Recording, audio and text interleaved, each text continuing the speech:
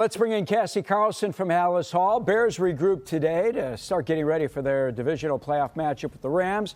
Cassie, good to see you. First, before I get into what you learned today at Halas Hall, for you personally, what was Saturday's experience like? You joined us on the post-game show.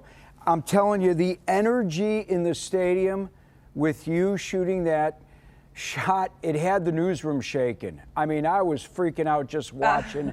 I know your dad is a big Bears fan. What was it like for you? I mean, it was incredible. Definitely one of those top moments that you have just being a reporter in this business, and you think of all those big games you've been to. That is one that I will remember forever. Part of the reason was, too, because we were down in the end zone waiting to get that shot for the post-game show, and so I got to watch the final minute and a half of Green Bay trying to drive down the field to win that game, and it felt like the longest minute and a half of my life, just seeing Jordan Love and the completions he would get. They would get a first down, and you're like, gosh, is Green Bay really going to do it this time and walk this game off? And so I think my favorite part is I have a video on my phone that I keep watching back of that final play, and it oddly reminded me of sitting in the press box back in D.C. when the Bears had the Hail Mary, because there was so much time that passed. There wasn't any pressure on Jordan Love. And when the ball was in the air, the crowd went silent. And then as soon as they saw it hit Kyler Gordon in the chest and then it fall to the ground, it just erupted. And everyone on the field just celebrating. I wish I saw Ben Johnson fall to the ground celebrating with Roma Dunze. That was an all-timer. And I think Drew Dahlman said it best. That's one that they're going to remember forever. It sure was. Even watching, it was something that I'll never forget. All right, I know you had a chance to talk with Ben Johnson, some of the players today at Halas Hall. What's the feeling there?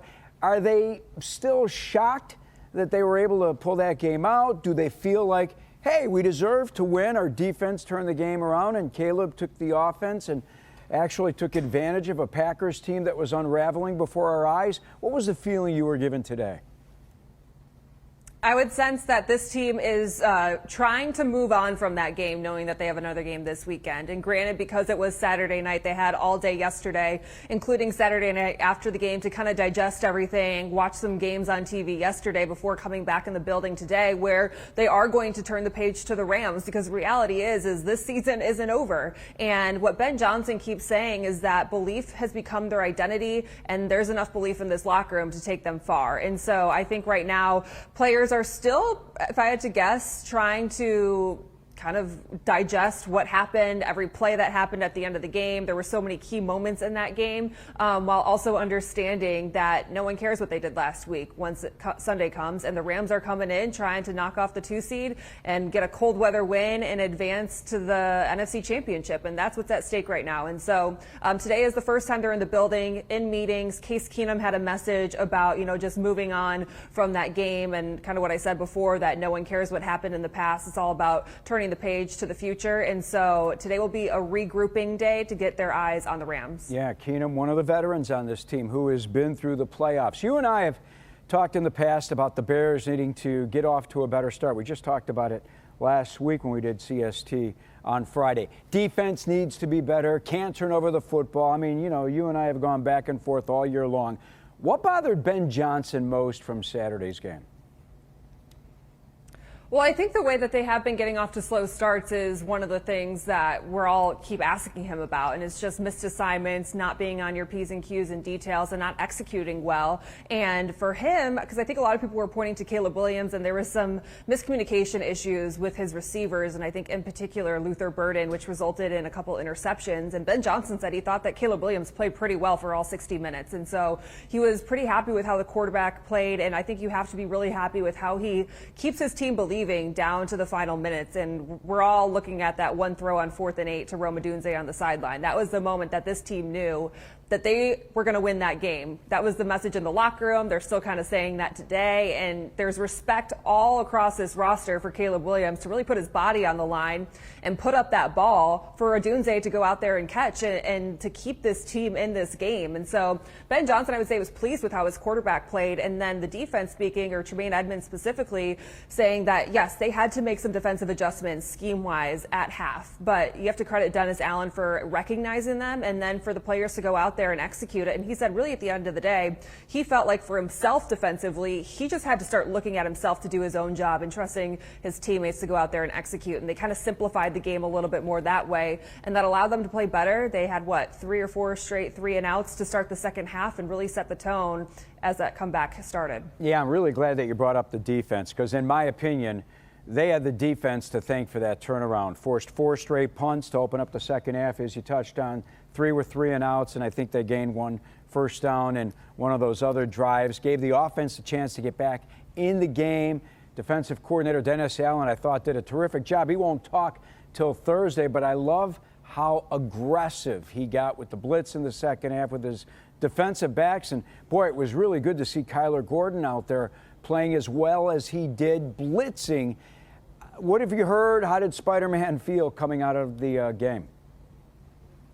Yeah, not someone that we talked to in the locker room after the game, and really no update from Ben Johnson today. So I think that's something that we'll learn more moving forward on Wednesday. Obviously, we know that TJ Edwards is going to be done for the season, along with Ozzie Trapillo. Those were the main 2 injuries that came out of it. And so I think when you're looking at left tackle going up against the Rams now, who have a good pass rush, Theo Benedict's going to get another opportunity, if I had to guess, going back in at left tackle and trying to complete that offensive line that's playing so well. And I think they trust him right now, but he's going to have to show up big time against this Rams defense. Yeah, that's not going to be easy.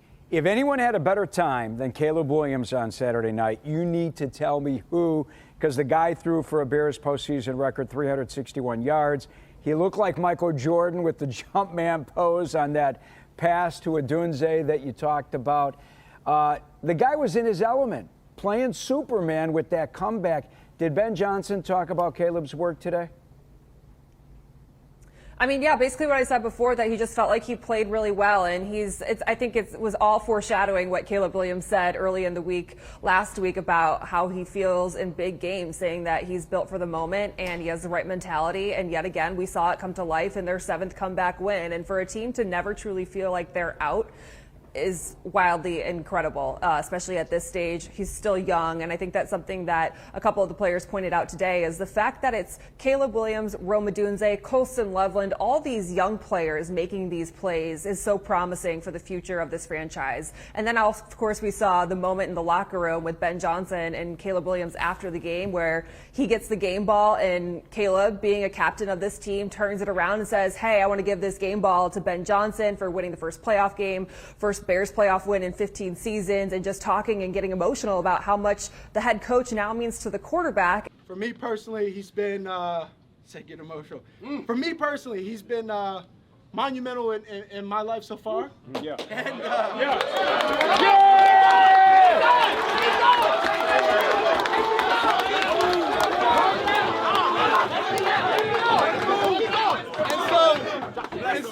So, to his first playoff win as a Chicago Bear.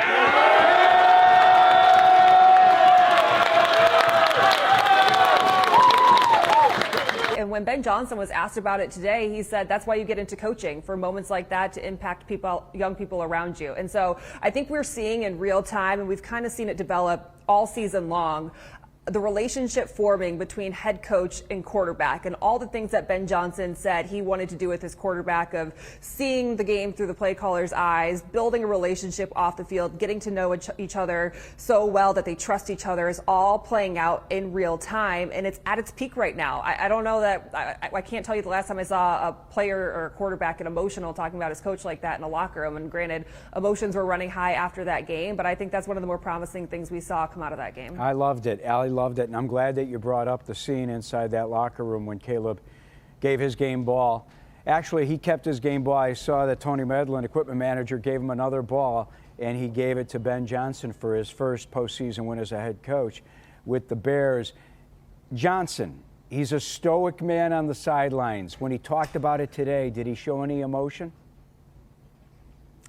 Well, this guy loves the Packers-Bears rivalry and believes it should stay a rivalry. We all saw the locker room celebration. I think I said it on the postgame show. It's like, this is going to be an all-timer good, better, best, if I had to guess. And it was when he dropped the F the Packers line that they elected to leave in that video. I'm guessing that had to go through several levels of confirmation that they could leave that in, because if you know anything about the McCaskies, if you watched Hard Knocks, you know that they do not condone profanity.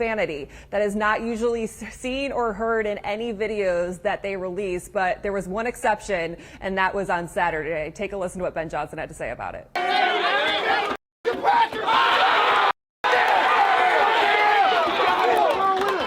People have talked about, like, between you and LaFleur, the 2 wins things, the handshakes, beyond, getting this important playoff win. Why is this important to you, or is there something personal beyond that? This is a rivalry, and the city of Chicago, Green Bay, it needs to be a rivalry. It's a big game, first playoff game at home in a while, and, we hadn't won a playoff game in 15 years or so. But certainly the opponent in and of itself, it means a lot to the city, this organization. And that's something that we certainly play into a little bit as coaches and players. Is we know how big it is when Chicago plays Green Bay. There's a rivalry that exists between these 2 teams, something that I fully recognize and I'm a part of. And I don't like that team. So George and I have talked, and we're on the same page.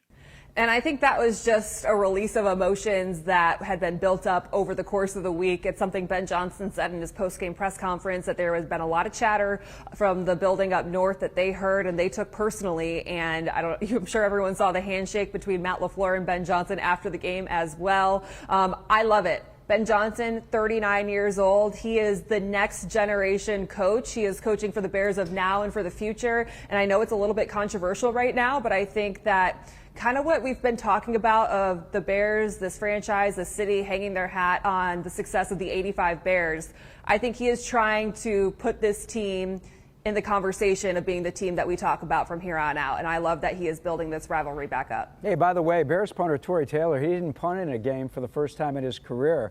He talked about it afterwards. First time that's happened in the NFL or in college when he played at Iowa. Do the Bears have to pay him for what happened on Saturday, for Saturday's game, for showing up? Hey, remember what Caleb Williams texted him when he was drafted? He said, You're not going to have to punt much. And I know that was kind of like a laughing line in his rookie season, but when it mattered most, came true. Yeah, let me give you this one. Bears went for it 6 times on 4th down, including that 4th and 5 at their own 32-yard line. Did Johnson have any regrets when he talked today? He didn't really mention that. I think this team is more focused on all the success they had at the end of the game and the fact that they were able to pull it out. Obviously, they're going to go through and correct all the mistakes that they did have and try to figure out how to get off to a faster start. But that wasn't so much of a conversation today. I think they are solely focused now on, something that I've realized. We used to kind of laugh at the fact that Dennis Allen is a good example. Never wanted to talk about how his team played the week prior if they lost in that game. And then Joe Thuney kind of has a similar approach where he doesn't really want to talk about bad things that happened in the past. It's how they move on. And I'm going to say that that's going to work for the Bears. They're not really, hanging their hats on anything poor that happened so much, just learning out how to fix those mistakes and just move on and put that in the past. All right, I'm okay with that. Hey, for the miracle comeback, Bears get to host the Rams, football's highest scoring team. One of the NFL's best coaches, Sean McVay. Are they ready to take on the Rams and McVay?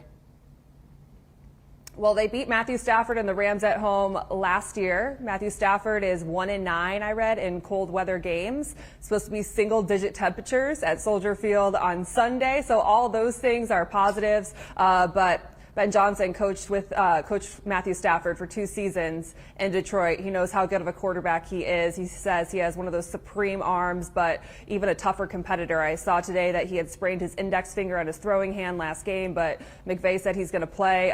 He is an MVP candidate, and to have a good quarterback in the playoffs is something that every team dreams of. I think the Bears have one too, but given the experience of Matthew Stafford and the passing attack that they have, it's going to be a really tough test, but Soldier Field's elements could come into play again.